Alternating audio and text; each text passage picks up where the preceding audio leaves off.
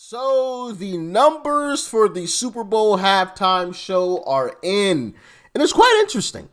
It is quite interesting to say the least. Now, full disclosure, full disclosure, did we beat the NFL? Of course not. Of course not, we didn't, right? You couldn't and you shouldn't have expected us to have beaten the NFL. Like that's just unrealistic, right? Um, but there is something interesting here that I want to talk about, and we're gonna dive into it here. So let's jump into it from Samba TV, okay, which is a monitoring service. Okay, they check the views on or the viewership, I should say. God, I can't talk today. My goodness, I'm just like stumbling all over words, like left and right. This is crazy. Anyway, the Super Bowl delivered another massive night of television, and the data tells an interesting story. Our latest viewership insights revealed 48.6 million U.S. households tuned in to the Super Bowl, representing a 13% decrease from last year's game. 26.5 million U.S. households watched the Bad Bunny halftime performance, which is down 39% from Kendrick's 2025 show. Now, if you listen to all of these liberals out here, Bad Bunny's show was like the greatest thing since sliced bread. I mean, he literally invented gold. Bad Bunny came up with diamonds. Like, he was just raining diamonds from the sky all over the place. He was like Oprah Winfrey out there. You get some diamonds, and you get some diamonds, and you get some gold, and you get some gold, and you get some gold, right? Turns out the numbers are 39% down from Kendrick Lamar's halftime show last year. While viewership declined year over year, the Super Bowl remains one of TV's most powerful cultural moments, delivering tens of millions of engaged viewers in an increasingly fragmented media landscape. For brands and marketers, understanding these viewing patterns is essential for maximizing campaign impact and connecting with audiences when they're most engaged. Want to dive deeper into the Super Bowl viewership trends, blah, blah, blah, blah, blah. Stay tuned for Samba Insights coming out in Big Game in the next few days. So there's going to be some more in-depth numbers coming out here shortly as well. But we have the preliminary numbers, and it ain't looking good. It ain't looking good. Down 39%. Wow. Incredible. Incredible. And I mean, to be quite honest, I wasn't like super excited about the teams playing anyway, so it was like already kind of like meh, meh. But Bad Bunny just took the cake, he absolutely took the cake. Minute by minute viewership data from the Super Bowl reveals interesting audience behavior as Seattle Seahawks beat the New England Patriots in a dominating manner to what many described as an unexciting game. So here you can see how the viewership started. Official start of the game was here at 6:30, was peaking. It absolutely peaked right before halftime, where everybody was tuned in, and then as soon as halftime started, you got a dip here, right? You got the dip, and then after halftime ended, shortly after, I guess you should say, that's when some of those viewers came back, and then you had a couple of big moments towards the end of the game, and those caused some spikes, and then end of the game, drop off, right? So, I don't know, you guys are thinking, Rich, that's not a crazy dip, man. No, it isn't. You're right. You're completely right. That is not a massive dip. It is a dip. Not a massive one, though. You're correct. But when you zoom out and you take a view from 1,000 feet, you had TPUSA, and I talked about this the other day. You had TPUSA, a YouTube channel with, 7 million subscribers? I think it's like 6.8 or something. million subscribers, going up against a conglomerate like the NFL, who is global, right? Now, these are U.S. household numbers, so I guess we should just talk about the U.S.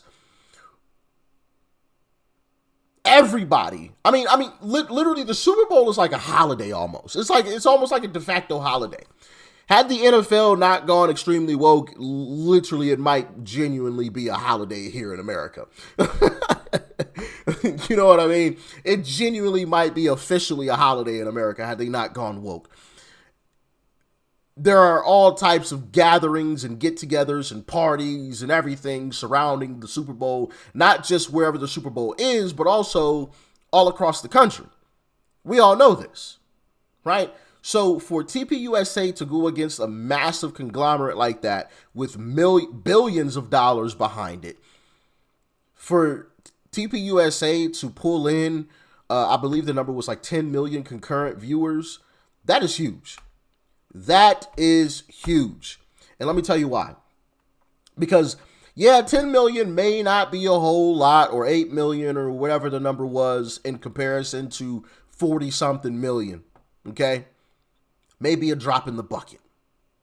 You're right. But just imagine 4 years from now, when, over the next 3-4 years, the same thing continues to happen. TPUSA puts on their own halftime show. Everybody goes to watch TPUSA's halftime show. And 4 or 5 years from now, it becomes tradition to turn off the NFL halftime show and go watch TPUSA's halftime show.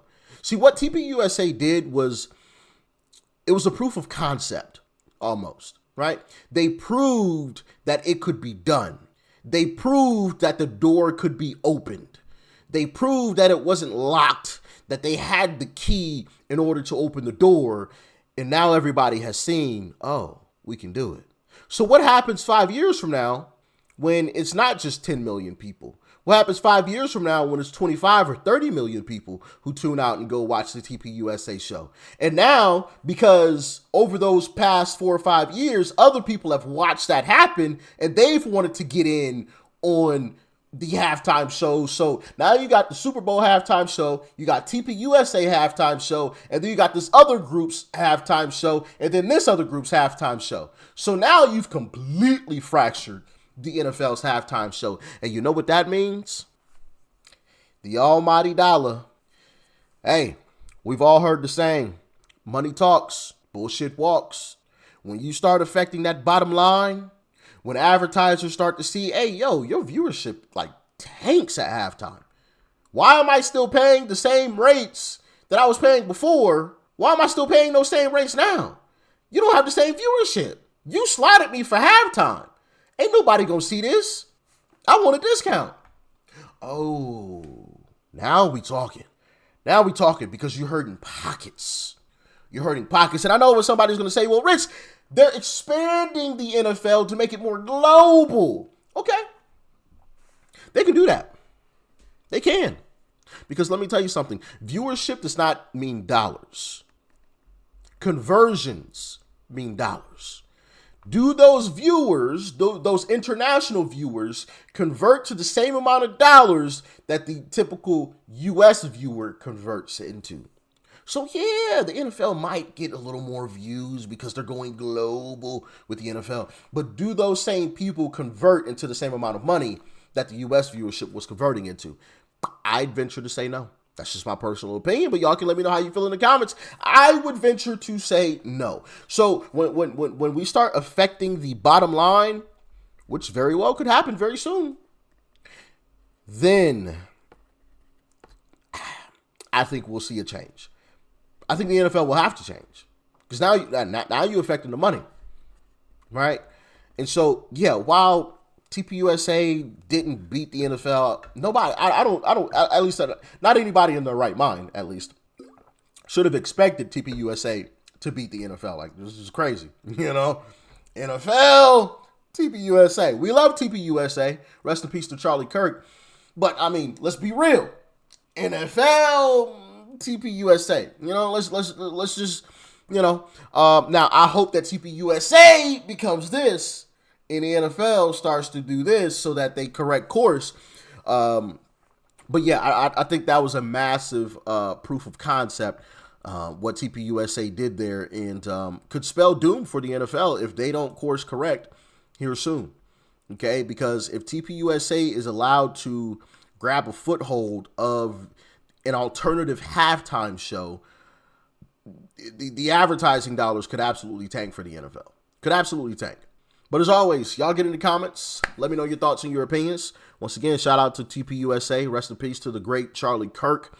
I hope to see them do another halftime show next year. I hope this becomes, an every year thing where TPUSA does an alternative halftime show every single year, regardless of who the NFL decides to throw on that stage now, to continue to put that pressure. Right? If anything, if nothing else, to continue to put pressure on the NFL. Plus, I think TPUSA did a fantastic job at putting on a halftime show. So I would love to see it again. But like I said, get in the comments. Let me know your thoughts and your opinions. Thanks for tuning in as always. Stay safe out there. Peace and love.